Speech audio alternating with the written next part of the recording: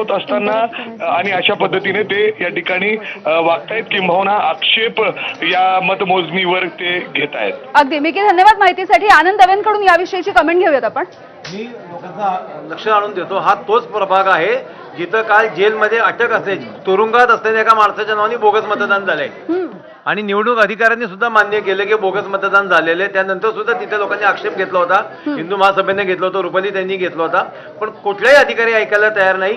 तो स्वतः म्हणतो की हो माझ्याकडनं आधार कार्ड नीट बघितलं गेलं नाही, मी मतदान त्याला करू दिलं, पण कोणावरही कारवाई नाही. त्यानंतर मतदान सुरूच राहिलं होतं. आता सुद्धा दुपारपासून फक्त 2 भाजपच्या दोन्ही उमेदवारांना आतमध्ये नेले, त्यांचीच पुढे काउंटिंग चालू आहे, बाकी कोणी काउंटिंगला पण नाहीये. त्याला विजय सुद्धा घोषित करते. माझं म्हणणं असं जर करायचं असेल तर निवडणुका घेऊच नका. आपण उन्हाळे सरांकडून याविषयी कमेंट घेऊया सर. एकतर काल मतदान करताना देखील असाच गोंधळ होता आणि आता मतमोजणीच्या वेळेला थेट उमेदवार अशा पद्धतीने चढलाय वरती.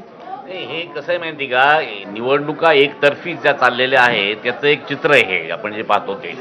एकंदरच असं आहे की सगळे जे आयोग आहे, निवडणूक आयोग हा जवळपास सत्ताधारी पक्षाच्या बरोबरीनेच वागतोय असं हे या चित्रावरून स्पष्ट दिसतंय. आणि या सगळ्या निवडणुकामध्ये आपण आता जे पाहिलं ते असं आहे की जे त्यांना वाटतं, म्हणजे उदाहरणार्थ शिवसेना जी शिंदे गट आहे हा देखील बऱ्याच ठिकाणी पिछाडीवर गेलेला आहे. आमच्या औरंगाबाद सारख्या ठिकाणी सुद्धा नंबर 2 ला गेला आहे, ते 15 जागा.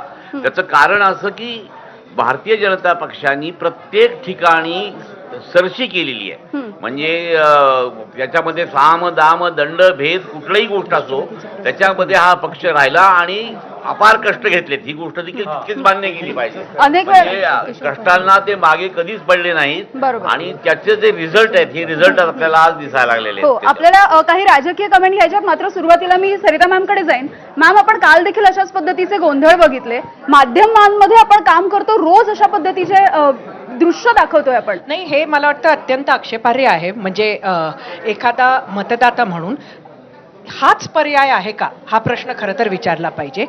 अशा पद्धतीनं आपला आक्षेप नोंदवणं म्हणजे आनंद दवे जे म्हणाले तिथे बोगस मतदान झालं असेल, जर ते म्हणत असतील तर झालंही असेल, पण आपल्याकडे एक प्रक्रिया आहे. त्या प्रक्रियेला फॉलो न करता अशा पद्धतीचा जर गोंधळ घातला जात असेल तर हे अयोग्य आहे. समजा निवडणूक आयोगाकडनं तुम्हाला अपेक्षित आहे तसा प्रतिसाद मिळत नसेल तर कोर्टात जाण्याचं सुद्धा आहे. आपल्याला माहिती आहे ना की स्टे होतो, निकाल जो आहे तो निकाल स्टे करवता येतो, पण तसं न करता हे जे आहे हे आक्षेपार्ह आहे. पण एकंदरीतच जे काही आपण पुण्यात बघितलेलं आहे या निवडणुकीच्या प्रचाराच्या दरम्यान ते एकंदरीतच आक्षेपार्ह आहे. आणि अजित पवार विरुद्ध भारतीय जनता पक्ष हे जे काही आपण बघतो, आपल्याबरोबर केशव उपाध्याय, मला वाटतं आपल्याबरोबर अजित पवारांचे कोणी प्रवक्ते आहेत. एकंदरीत हा जो काही प्रकार आपण पुण्यात बघतोय, इतके गंभीर आरोप अजित पवारांनी भाजपावर केले आणि तरी सुद्धा ते भाजपाबरोबर राहणार, म्हणजे सगळं विसरून जायचं, मतदात्यांनी विसरून जायचं, हा काय प्रकार आहे? केशव उपाध्यायजी. नाही, सगळ्यात पहिल्यांदा जो असा प्रकार आपण बघतो तो खरोखर दुर्दैवी वाईट आहे. मला एक गोष्टीचं, मला थोडं एक सेकंड मी वेगळ्या विषयावर बोलतोय आणि इलेक्शन कमिशनच्या विषयावर बोलतोय. असं आहे की निवडणूक आयोग, निवडणूक प्रक्रिया निर्दोष आणि अधिक चांगली झाली पाहिजे, ह्याबद्दल दुमत बाळगायचं कारण हे झालीच पाहिजे. पण त्यात एक गोष्ट मुद्दा लक्षात घेतला पाहिजे, शेवटी निवडणूक आयोगाकडे यंत्रणा कोणती आहे? जी तुमच्या शहरातली महापालिकेची आहे, जे प्रशासन आहे, जे बाकीच्या गोष्टी आहे तेच चालवतात ना. ते तुमच्या शहरातलीच माणसं आहेत ना. जर ज्या सगळ्या याच्यामध्ये आता उदाहरणार्थ मला म्हणजे इतका त्या म्हणजे झाला असेल, मला माहिती नाही त्यामध्ये निवडणूक आयोग त्यासाठी काय समर्थन द्यायचं करावं, पण ते केवळ आपल्या पराभवाची कारणं आहेत का हो? मला सांगा. राजकीय पक्ष, एक मिनिट, राजकीय मुद्दा हा आहे केशव उपाध्यायजी की आता जी दृश्य समोर आली आहेत, ज्या पद्धतीनं तिकडे घुसखोरी केली जाते, ती का होतीये? ही घुसखोरी का करायची वेळ आली?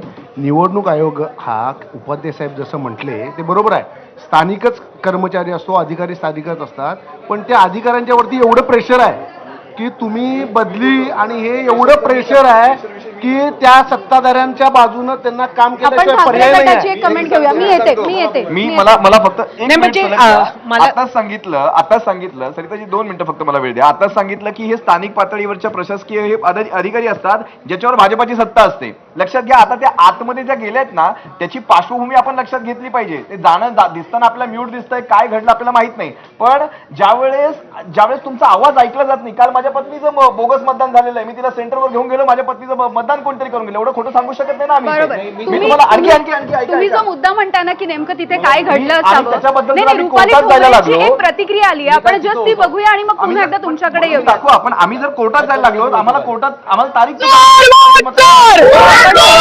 ठोंबरे बघूया आपण काय म्हणतायत.